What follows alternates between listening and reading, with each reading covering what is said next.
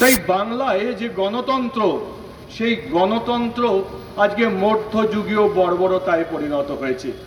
সন্দেশখালিতে যে মায়েরা প্রতিবাদ করেছিলেন, যারা বলেছেন যে তাদেরকে পিঠে করার জন্য রাত্রিবেলায় নিয়ে গিয়ে আর ফেরত দেওয়া হয় না, যে মায়েরা গিয়ে বলেছিলেন যে আজকে 2024 সালে সেই মধ্যযুগের মতো বর্বর অত্যাচার পশ্চিমবাংলার বুকে হয়। হিন্দু সনাতনীদের উপর আক্রমণ হচ্ছে কেন? প্রশাসন জবাব দাও। হিন্দু সনাতনীদের উপর আক্রমণ হচ্ছে কেন? প্রশাসন জবাব দাও। সনাতনীরা বাংলায় আক্রান্ত হচ্ছে কেন? প্রশাসন জবাব দাও।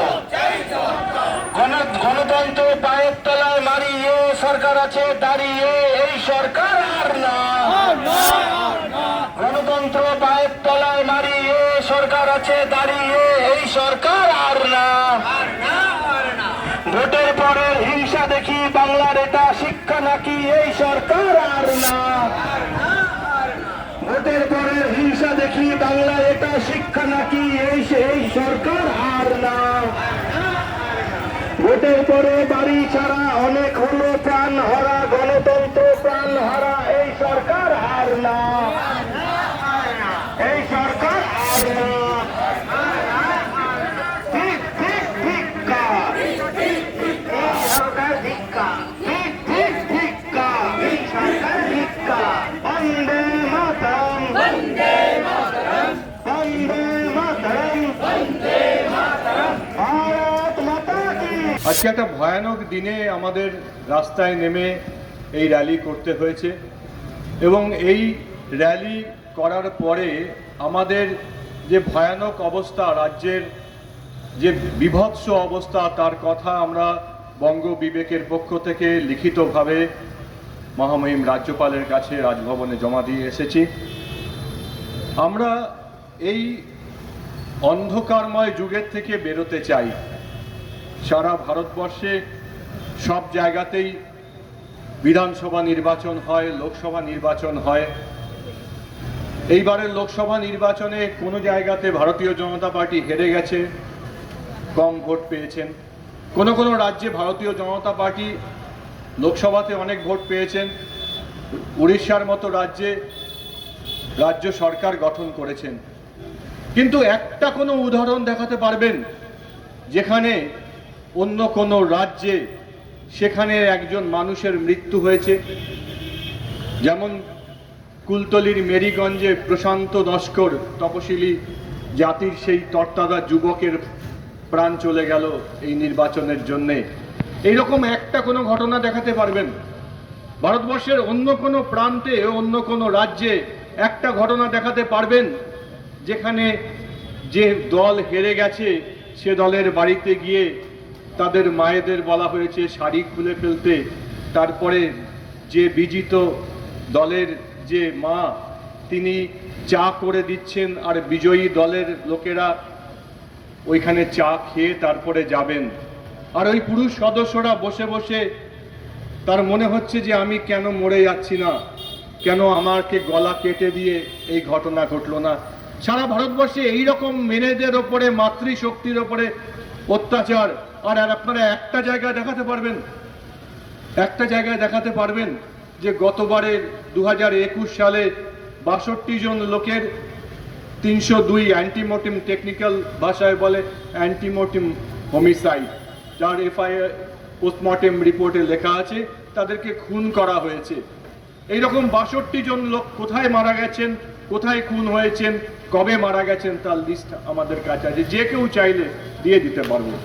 এইরকম কোনো একটা বিধানসভা নির্বাচন হওয়ার পরে এইরকম পাশবিক অত্যাচার কোথাও হয়েছে এক জায়গায় দেখাতে পারবেন? পারবেন না। তাই বাংলায় যে গণতন্ত্র, সেই গণতন্ত্র আজকে মধ্যযুগীয় বর্বরতায় পরিণত হয়েছে। এখানে যে বিজিত দল, সেই দলের মহিলাদের উপরে অত্যাচার করা যায়।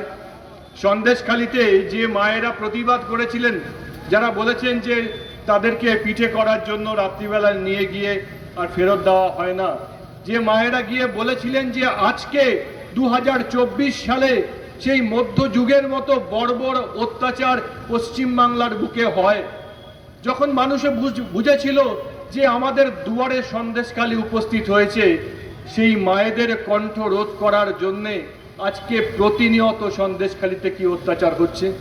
আপনারা এখানে যারা এসছেন, আমরা প্রতি মুহূর্তে শুনি এই আমাদের 3 জনের ঘরকে ভেঙে দিয়ে চলে গেল। আমার বৃদ্ধা মাকে নিয়ে ক্যানিংয়ের একটি ছেলে বলছে যে আমার বৃদ্ধা মাকে নিয়ে আমি আজকে রাত্রে কোথায় থাকব। আপনারা ভারতবর্ষের অন্য কোনো জায়গায় এরকম ঘটনা দেখাতে পারবেন? কোনো জায়গায় মানুষ এত বর্বর নয়। আমাদের এখানে এই বর্বরতার কারণ হচ্ছে ক্ষমতাটাকে দখল করে রাখতে হবে। যে ক্ষমতা দখল করলে এই চাকরি দেওয়ার নাম করে, পাড়াতে কার্ড দেওয়ার নাম করে বা এই ভাতা দেওয়ার নাম করে তার থেকে শোষণ করা যায়, টাকা লোটা যায়, তার জন্যই ক্ষমতায় থাকা দরকার। এই নৃশংস বর্বরতার পেছনে কারণ একটাই, কোনো আদর্শ কোনো কিছু নেই, একটা মাত্র কারণ, নিপাটভাবে মানুষকে লুণ্ঠন করে বস্তায় বস্তায়, সে আমরা দেখেছি, সে বস্তা, টাকার বস্তা দেখেছি, আমরা সকলেই দেখেছি। এই যে পাপের সঙ্গে বাঙালি হিন্দু তার নিজের অস্তিত্ব বিপন্ন হয়ে যাচ্ছে, তা আমরা বুঝতে পারছি না। যখন দেশ ভাগ হয় তখন কমিউনিস্ট পার্টি বলেছিলেন যে আগে পাকিস্তান দিতে হবে, তারপরে ভারত স্বাধীন হবে। মানিকদা বলার সময় ক্যালকাটা কিলিংয়ের কথা বললেন। সেই মঞ্চে কমিউনিস্ট পার্টি আমন্ত্রিত ছিল মুসলিম লীগের সঙ্গে। পাকিস্তান তৈরি হয়েছে, পূর্ব পাকিস্তানের আজকে কমিউনিস্ট পার্টির কোনো একটা ঝান্ডা, কোনো একটা সাইনবোর্ড দেখতে পাবেন না। পশ্চিম পাকিস্তানে আমি গ্যারান্টি দিয়ে বলছি, চ্যালেঞ্জ করে পাড়ার কাউকে জিজ্ঞেস করবেন, কোনো কমিউনিস্ট পার্টি অফ পাকিস্তান কলকাতাতেই তৈরি হয়েছিল, তার কোনো একটা ঠিকানা দিন যেখানে ঠিকানায় চিঠি পাঠালে তার উত্তর আসবে, নেই। তাই তাদের এই পাগলামির জন্য যে আগে পাকিস্তান দিতে হবে, লক্ষ লক্ষ হিন্দু বাঙালিকে নিজেদের 14 পুরুষের ভিটে ছেড়ে চলে আসতে হয়েছে, মায়ের সামনে মেয়েকে, মেয়ের সামনে মাকে ধর্ষিতা হতে দেখতে হয়েছে। কিন্তু এই যে হিন্দু বাঙালি, এই হিন্দু বাঙালি ভারতবর্ষের স্বাধীনতা সংগ্রামে সবচেয়ে বেশি রক্ত দিয়েছে। আমি রিপিট করছি, আমার এই বাক্যের মধ্যে একটি বর্ণ ভুল নেই। ভারতবর্ষের স্বাধীনতা সংগ্রামে সবচেয়ে বেশি রক্ত দিয়েছে হিন্দু বাঙালি। হিন্দু বাঙালি কেবলমাত্র ভারতবর্ষের স্বাধীনতায় দেয়নি, হিন্দু বাঙালি বাংলাদেশের স্বাধীনতা দিয়েছে। বাংলাদেশের স্বাধীনতার সংগ্রামে এই মুক্তিযোদ্ধাদের তালিকা খুঁজে দেখুন, আমি নিশ্চিতভাবে বলছি বাংলাদেশের স্বাধীনতা সংগ্রামে হিন্দু বাঙালির যত সংখ্যায় প্রাণ গেছে অন্য কারোর যায়নি। আচার্য ব্লাড টেলিগ্রাফ লিখেছিলেন যে ব্লাড টেলিগ্রামে হিন্দু বাঙালির ওপরে বাংলাদেশে কি নিদারুণ অত্যাচার হচ্ছে তার দলিল ছিল। তাই আমরা বাংলাদেশের স্বাধীনতা দিয়েছি হিন্দু বাঙালি, আমরা ভারতবর্ষের স্বাধীনতা সংগ্রামে সবচেয়ে বেশি রক্ত দিয়েছি। আর তার বদলে আজকে আমাদেরকে নিশ্চিহ্ন হয়ে যেতে হবে। তার কারণ আমাদের কিছু কিছু এই রকম গর্দার, যারা আমার মাকে যখন ওই রকম শাড়ি খোলানোর পরে চা করতে বলছে, তার সামনে যে বসে আছে সে গর্দার, সেই গর্দারের সামনে আমার মাকে অপমান করা হচ্ছে। আমার বোনকে যখন গণধর্ষিতা হতে হচ্ছে, তাকে যে সাপোর্ট করছে সেই গর্দার আমার সমাজ থেকেই যাচ্ছে। সন্দেশখালীতেও দেখা গেছে সেই গদ্দারদেরকে, যারা দিনের পর দিন, সন্দেশখালী তো একটা ঘটনা, আপনি উত্তর 24 পরগনার বাগদা থেকে শুরু করে দক্ষিণ 24 পরগনার গোসাবা পর্যন্ত এই বর্ডারের যে এলাকাটা, এই প্রত্যেকটা যে ডেভেলপমেন্ট ব্লক, প্রত্যেকটা ব্লকে সন্দেশখালীর মতো ঘটনা আছে। পূর্ব বাংলা থেকে আসা মানুষ ওখানে আশ্রয় নিয়েছে, তাদের কাছে নাগরিকত্বর কোনো সঠিক প্রমাণ নেই।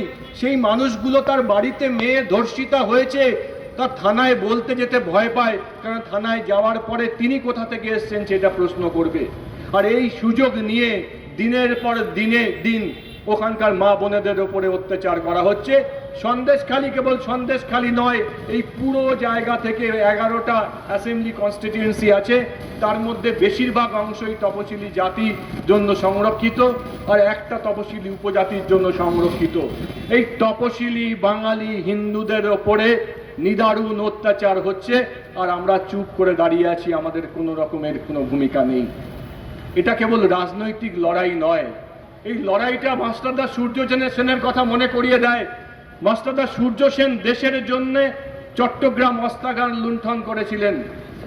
মাস্টারদা সূর্য সেনের সেই সময়ের হিসেবে মানে 1930-এর দশকে তার মাথার দাম ইংরেজ সরকার ঘোষণা করেছিল 10,000 টাকা। চিন্তা করুন, 1930-এর দশকে মাস্টারদা সূর্য সেনের মাথার দাম ধার্য করেছিল 10,000 টাকা। মাস্টারদা সূর্য সেন যেখানে আশ্রয় নিয়েছিলেন তার আপাতভাবে ঘনিষ্ঠ ছিলেন নয়ন সেন। নয়ন সেন মাস্টারদা সূর্য সেনের সব কিছু জানতেন, তিনি কোথায় আছেন, কিভাবে করছেন। সেই নেত্র সেন পুলিশকে খবর দিলেন যে মাস্টারদা সূর্য সেন এখানে আছে। নেত্র সেনের খবর দেওয়া, পুলিশের কাছে খবর দেওয়ার পরে পুলিশ মাস্টারদা সূর্য সেনকে ধরে নিয়ে গেল। আমরা জানি মাস্টারদা সূর্য সেনের মতো এইরকম সিংহ হৃদয় মানুষের উপরে কি নিদারুণ অত্যাচার সেই দিন ইংরেজ পুলিশ নামিয়ে এনেছিল। কিন্তু নেত্র সেনের কি হলো? নেত্র সেনে ওই টাকা 10,000 টাকা পাওয়ার আগের দিন কিরণময় সেন পাশেই থাকতেন, সূর্য সেনের কাছে দীক্ষিত। কিরণময় সেন একটা দায়ের কোপে নেত্র সেনের গলা নামিয়ে দিয়েছিলেন। নেত্র সেনের গলা যেদিনকে নামিয়ে দিয়েছিল কিরণময় সেন, তা নেত্র সেনের স্ত্রী তার সামনে দাঁড়িয়েছিলেন। কিন্তু নেত্র সেনের তারপরে যখন পুলিশের কেস হয়, নেত্র সেনের স্ত্রী বলেছেন, কে মেরেছে আমি চিনতে পারিনি। দেশের স্বাধীনতা সংগ্রামের জন্যে যারা মাস্টারদা সূর্য সেনের মতো বিপ্লবীকে ধরিয়ে দিয়েছেন, বাংলার মানুষের রক্তের মধ্যে নেত্র সেনের স্ত্রীর মতো মায়েরা আছেন। যখন সন্দেশখালীতে মায়েদের তেজ আমরা দেখলাম, তখন মনে হলো নেত্র সেনের স্ত্রীর মতো রক্ত আজকেও বাংলার মায়েদের রক্তের মধ্যে, মায়েদের শরীরের মধ্যে বইছে। যে নেত্র সেনের স্ত্রীর মতো কোনোদিন রুখে দাঁড়িয়ে বলতে পারবে যে দেশের জন্য যে প্রাণ দিয়েছেন আর যে বেইমানি করেছে সে আমার নিজের লোক নয়, আর যে দেশের জন্য প্রাণ দিয়েছেন সেই মাস্টারদা সূর্য সেন আমার হৃদয়ের মানুষ। আজকে এই কথাগুলো এর জন্য বলা হচ্ছে যে আজকের লড়াইটা স্বাধীনতা সংগ্রামের সঙ্গে আলাদা। আজকের লড়াইটা গুলি বন্দুক দিয়ে লড়াই নয়।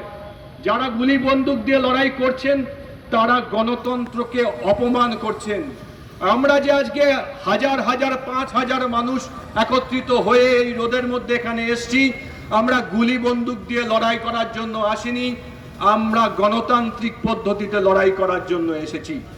এই গণতান্ত্রিক পদ্ধতিতে লড়াই করার জন্যেও নেত্র সেনের স্ত্রীর মতো আমাদের হৃদয়ের মধ্যে ভরসা দরকার, আমাদের হৃদয়ের মধ্যে সেই সাহস দরকার।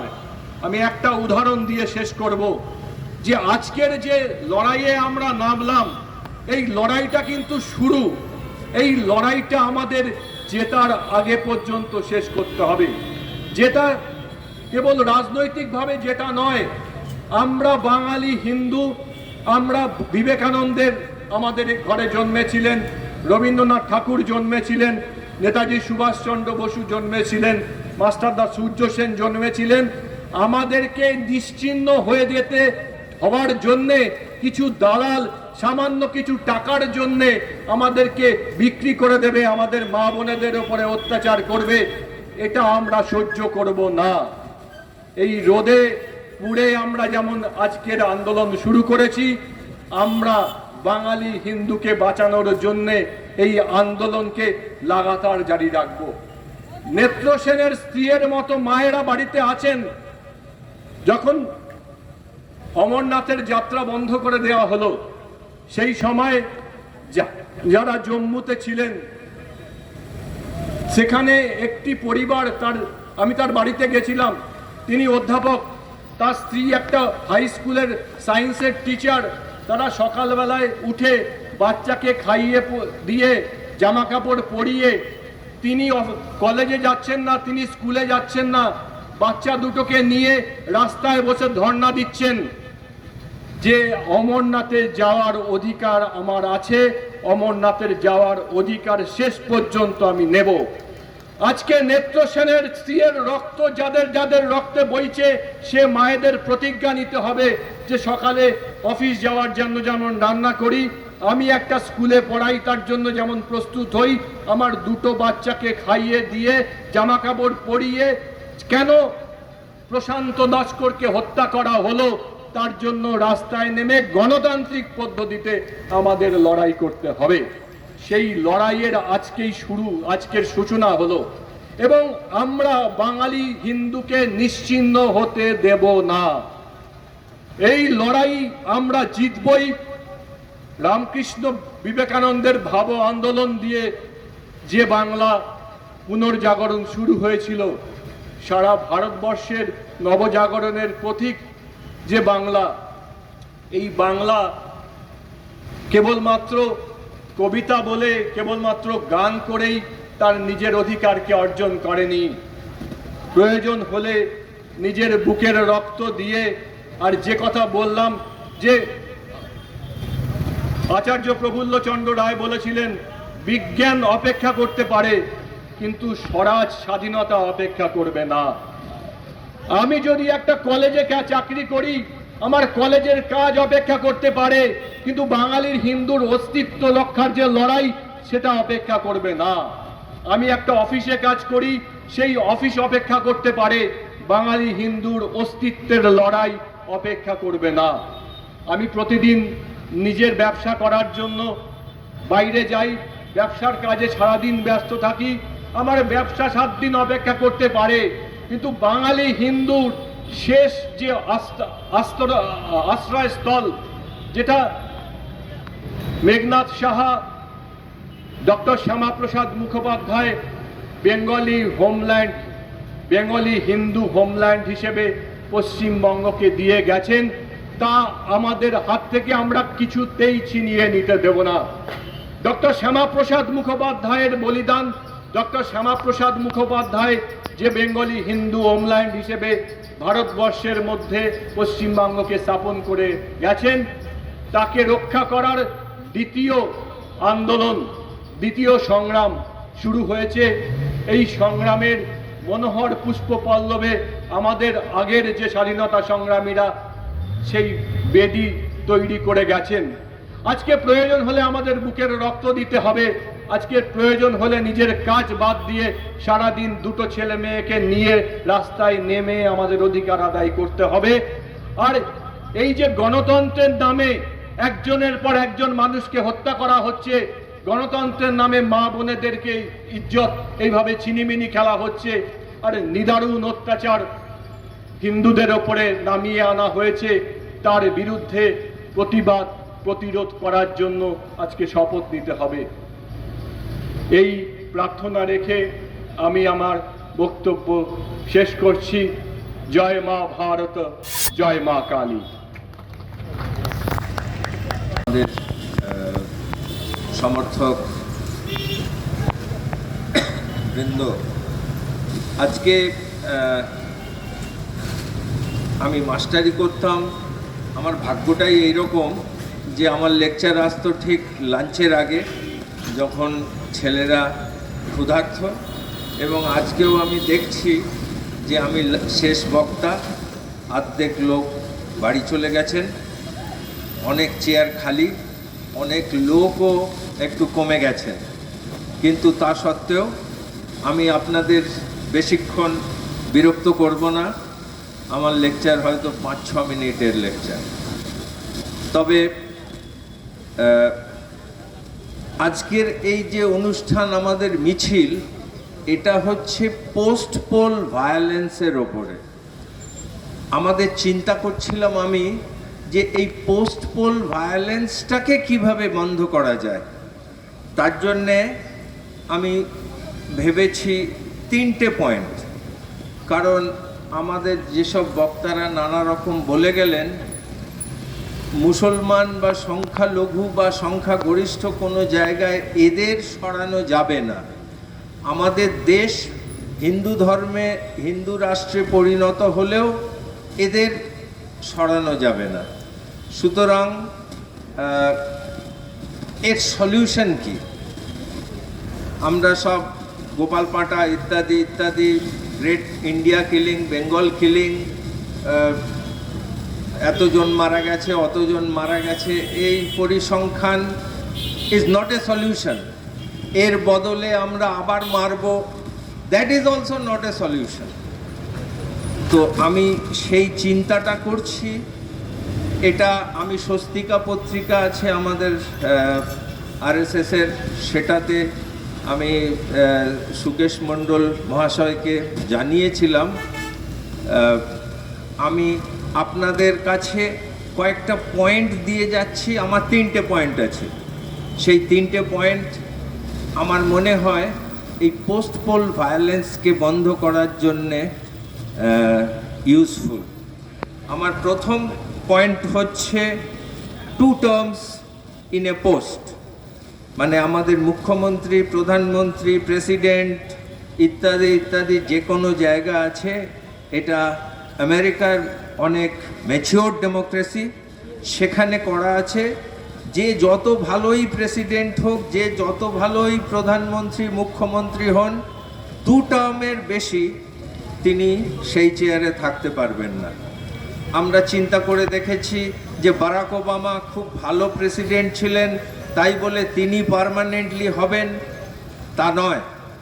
সেই রকম যদি মমতা ব্যানার্জি জানতেন যে আমার 2 টার্ম হয়ে গেছে, আমি আর 3য়বারের জন্য মুখ্যমন্ত্রী হতে পারবো না, তার বদলে অভিষেক বন্দ্যোপাধ্যায় হোক, ফিরহাদ হাকিম বা সুব্রত মুখার্জি হোক, বা দিলীপ ঘোষ বা মুকুল রায় হোক, আমি হতে পারবো না। আমার মনে হয় এটা একটা ভীষণ ইম্পর্ট্যান্ট পলিসি যে 2বারের বেশি কোনো লোক কোনো পদে থাকতে পারবেন না। বিজেপিতে এই জিনিসটা আছে, কোনো প্রেসিডেন্ট 2 টার্মের বেশি বা 6 বছরের বেশি থাকতে পারেন না।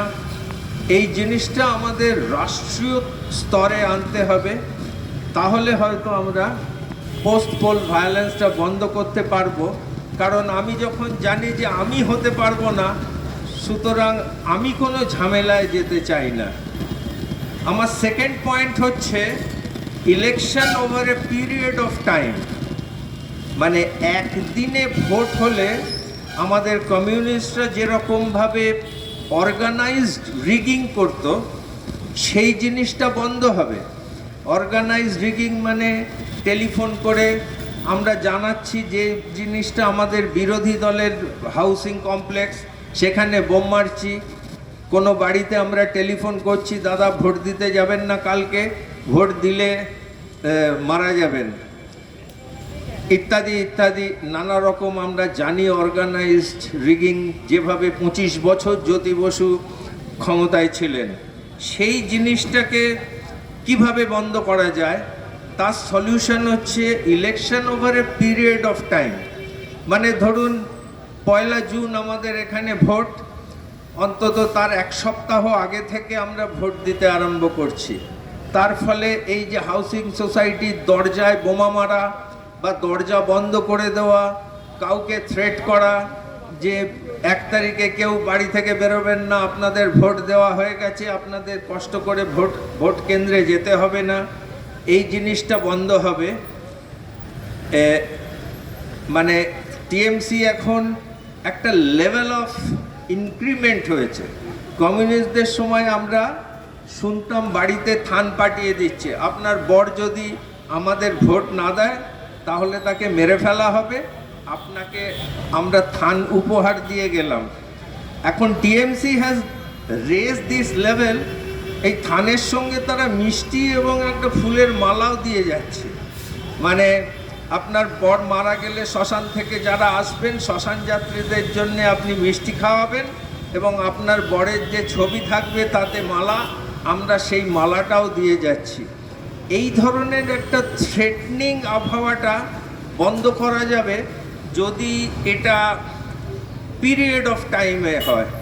এর আরেকটা অ্যাডভান্টেজ আছে, ধরুন 1 তারিখে ভোট, আমি ধরুন আগের মে মাসের 28 তারিখে আমার কোনো কাজের জন্য বাইরে যেতে হবে, তার মানে আমি ভোট দিতে পারছি না।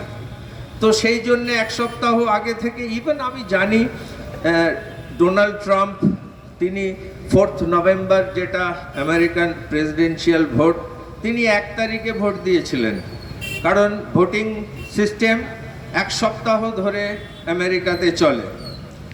এর ফলে আমার মনে হয় এই অর্গানাইজড রিগিংটা বন্ধ হবে এবং পোস্ট পোল ভায়োলেন্সটা কমবে। পার্টিকুলারলি আমরা আমাদের দেশেই, আমার তৃতীয় পয়েন্ট হচ্ছে, এটা লাস্ট পয়েন্ট, আমার তৃতীয় পয়েন্ট হচ্ছে যারা আমাদের মানে নিজের বাড়ি থেকে বাইরে থাকেন তারা ভোট দেবেন কিভাবে। পোস্টাল ব্যালট বলে একটা জিনিস আছে। আমি নিজে যথেষ্ট শিক্ষিত, ভারতবর্ষের অনেকগুলো ডিগ্রি আমার নামের পেছনে আছে। আমি যখন আর্মিতে ছিলাম 42 বছর 43 বছর, আমি কোনোদিন জানতামই না পোস্টাল ব্যালট কি করে নেওয়া হয়। তার ফলে আমি ভোট দিইনি 42 বছর 43 বছরে রিটায়ার করার পর এসে আমি কলকাতাতে ভোট দেওয়া শুরু করি। সুতরাং এই পোস্টাল ব্যালট একটা ফ্যালাসি। যারা বিশেষ কাজে পশ্চিমবঙ্গের বাইরে থাকেন, পরিযায়ী শ্রমিক, বম্বে, দিল্লি, পুনা, ব্যাঙ্গালোর, তারা ভোট দিতে পারেন না। যারা সেন্ট্রাল গভর্নমেন্টের লোক, কাজ করেন রেলওয়েতে, পোস্ট অফিসে, আর্মিতে, বিশাল সংখ্যক লোক, তারা ভোট দিতে পারেন না।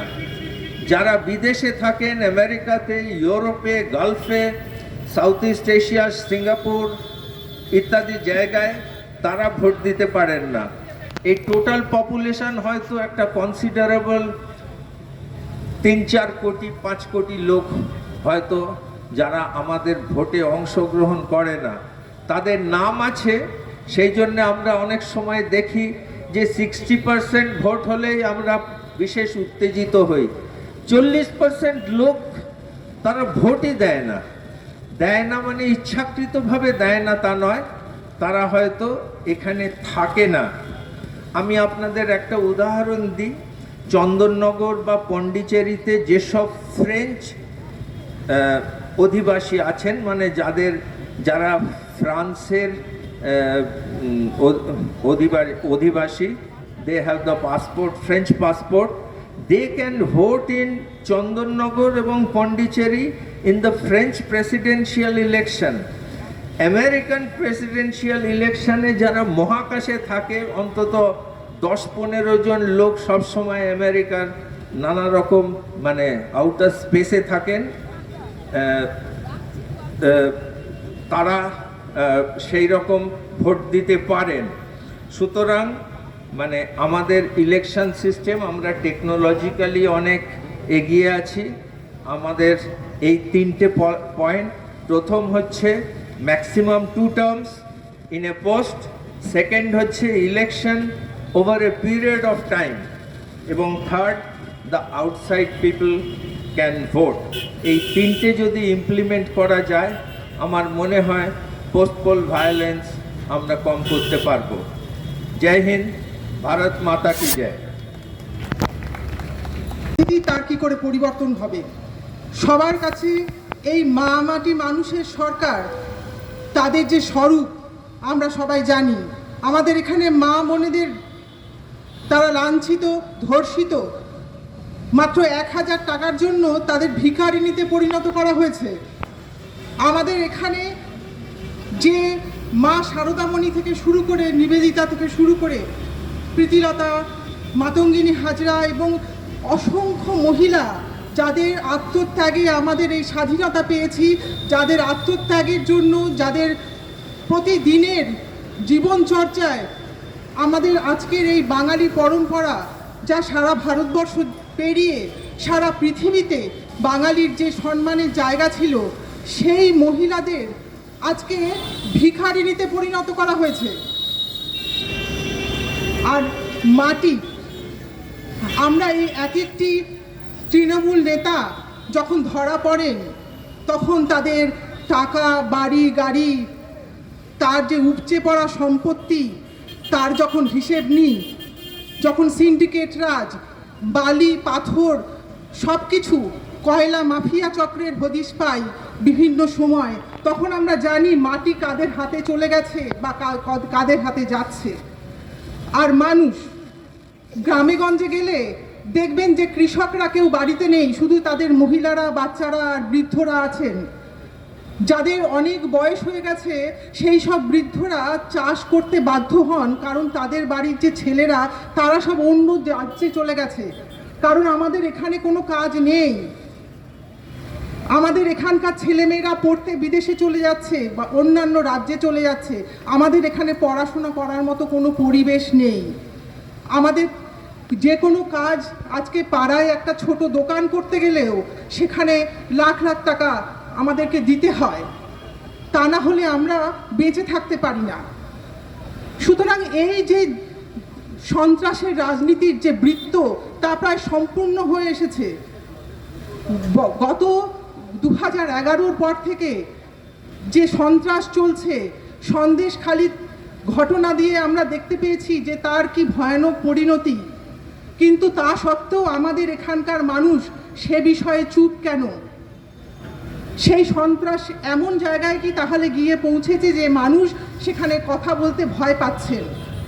আমরা আজকে বঙ্গ বিবেকের পক্ষ থেকে আসুন সেই প্রতিবাদকে এগিয়ে নিয়ে যাই একদম প্রান্তিক মানুষের দোরগোড়ায়, যেখানে সবাই তার যে বক্তব্য, তার যে মতামত, সেটা যেন খুলে বলতে পারেন।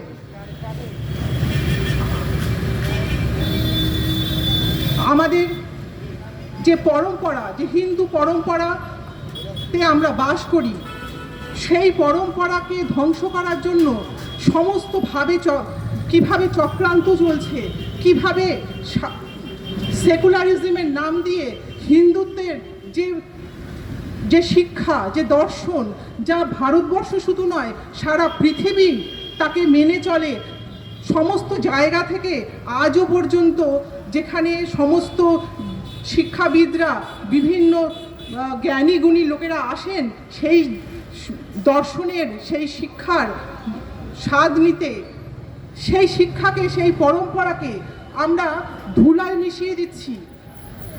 আমাদের ছেলেমেয়েরা ভুলে যাচ্ছে যে হিন্দু ধর্ম আসলে কি, কেন তা শুধুমাত্র ধর্ম নয়, তা সমাজকে ধরে রাখে।